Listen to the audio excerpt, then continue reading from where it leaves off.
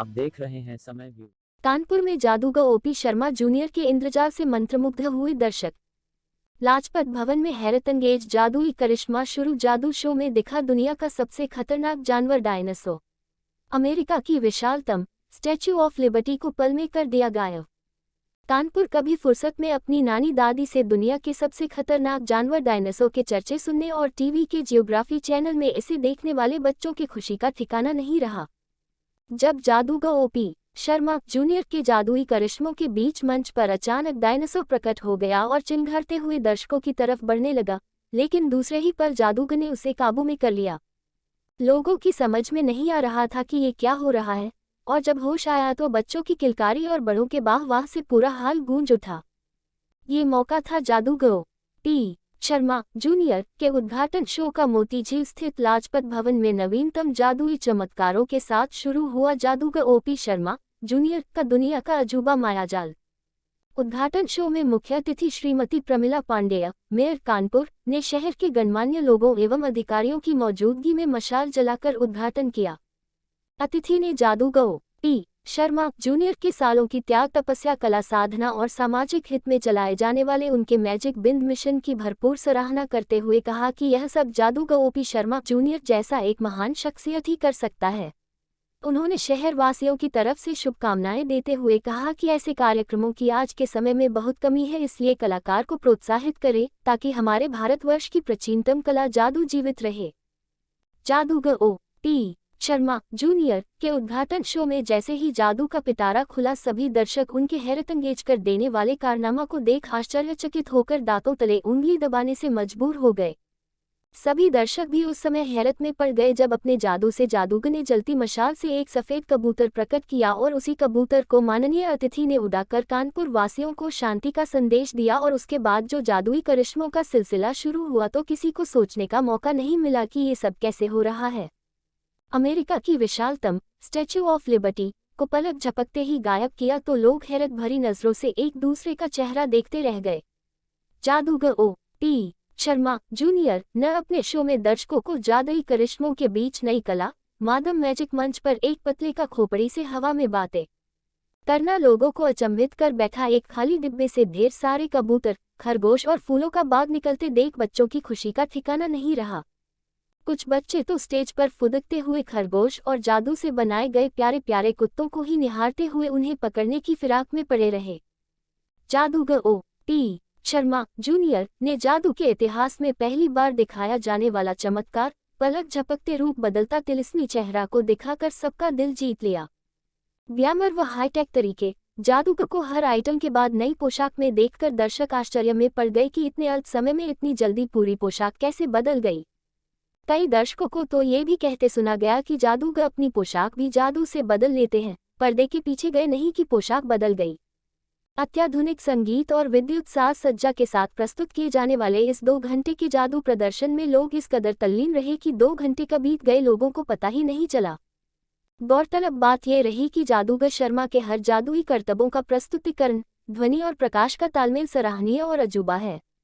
जादू शो की समाप्ति पर दर्शकों की भीड़ ने जादूगर को खूब बधाइयां दी एवं शो की सराहना की। सच कहा जाए तो इस बार बिल्कुल नए जादुई करिश्मों से भरपूर ऐसा रोचक और स्वस्थ मनोरंजन से पूर्ण जादू शो कानपुर के लोगों को पहली बार देखने को मिला है, जिसे लोग हमेशा याद रखेंगे। दर्शकों एवं जादू शो के समस्त कलाकारों का सामूहिक प्रदर्शन में जब सभी कलाकार हाल में बैठे बच्चों को बैलून बांटते हुए दर्शकों के बीच पहुंचते हैं तो बच्चे कलाकारों के साथ खुशी के मारे नाचने लगते हैं, और ऐसे माहौल को देखकर बच्चों के साथ साथ बड़े भी थिरकने से अपने आप को रोक नहीं पाते, जिससे पूरा माहौल खुशनुमा हो जाता है। सोशल मैसेज भी दिए गए। जादूगर ओपी शर्मा जूनियर ने अपने शो में कोरोना जैसे खतरनाक महामारी जल ही जीवन है, जल बचाओ, कन्या भ्रूण हत्या, बेटी बचाओ बेटी पढ़ाओ और होंगी पाखंडी बाबाओं से बचने के लिए सामाजिक संदेश भी दिए। उद्घाटन शो के बाद जादू रोजाना 2 शो 4 बजे व सायं 7 बजे तथा शनिवार व रविवार 3 शो दोपहर 1 बजे, 4 बजे व सायं 7 बजे से दिखाया जाएगा। टिकट का एडवांस बुकिंग सुबह 11 बजे से चालू रहेगा। ऑनलाइन टिकट के लिए आप www.magicianofsharma.com पर भी ले सकते हैं। जादू शो के अंत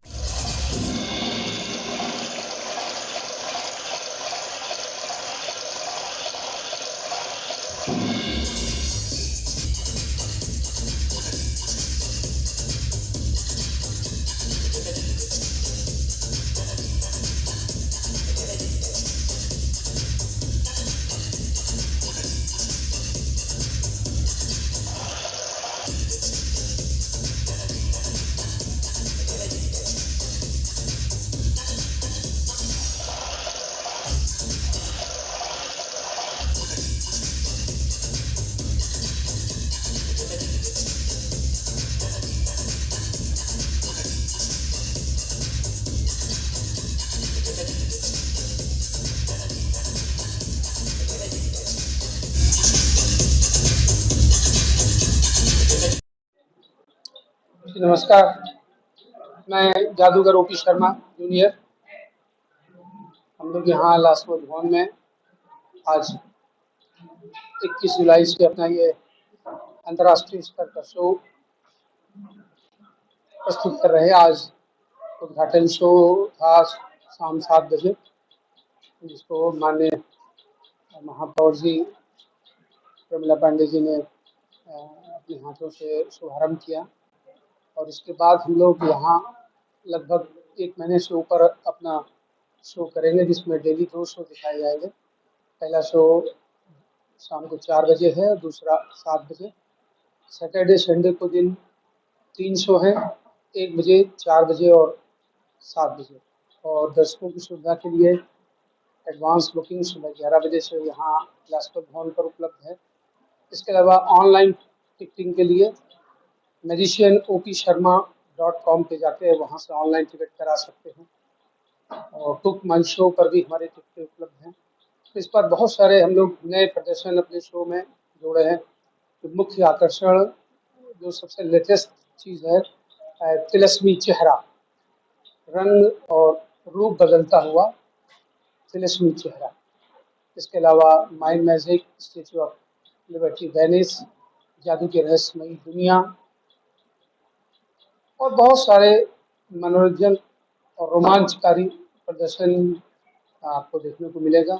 और सबसे बड़ी बात कि हम लोगों ने अपने शो को इस तरीके से कंपोज किया है कि सभी वर्ग, सभी उम्र के दर्शक जो होते हैं, बच्चे भी हैं, नौजवान भी हैं, तो बुद्धिजीवी वर्ग है, सभी को उनके मतलब का मनोरंजन, उनका जो टेस्ट है जरूर देखने को मिलता है। और यही वजह है कि हम लोग लगातार अपने शोज हाउसफुल करते आ रहे हैं।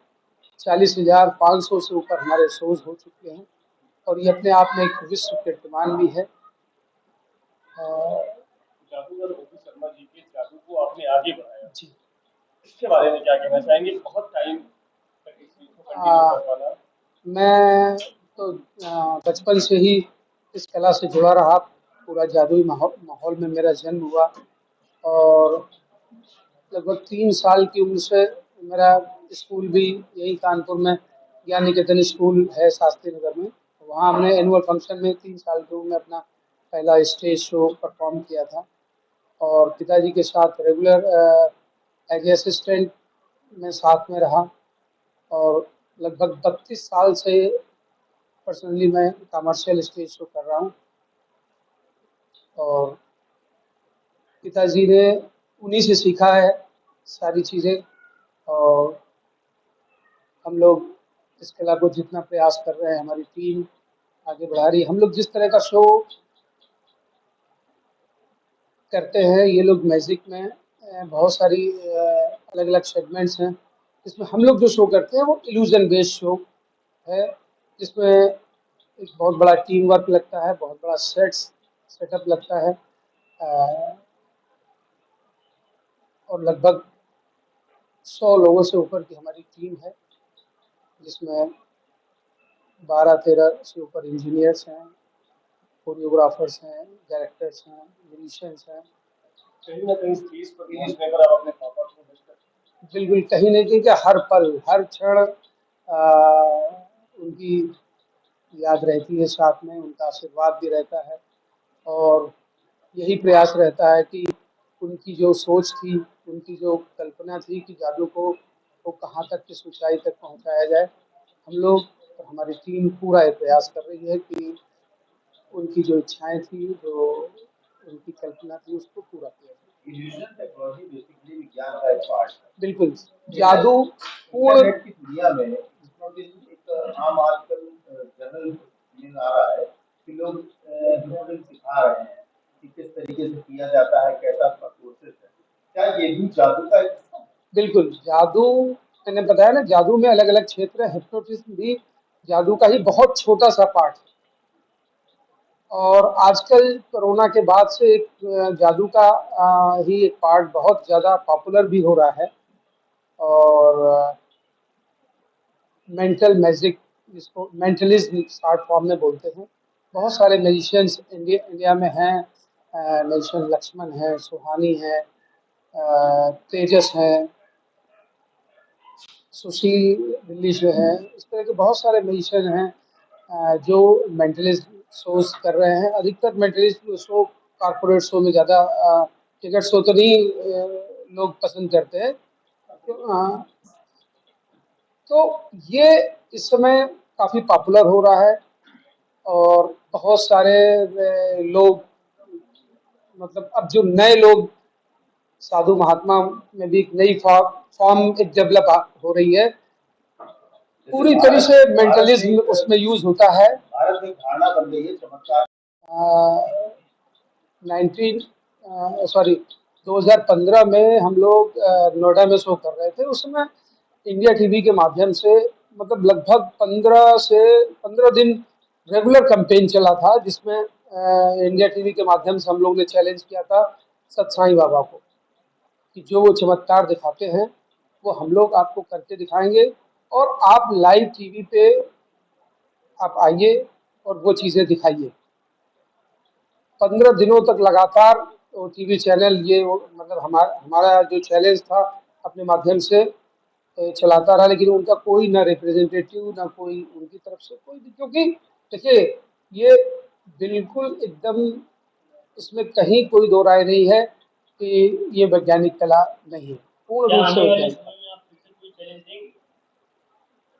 अगर जरूरत पड़ेगी, ऐसी कोई स्थिति बनेगी तो जरूर किया जाएगा।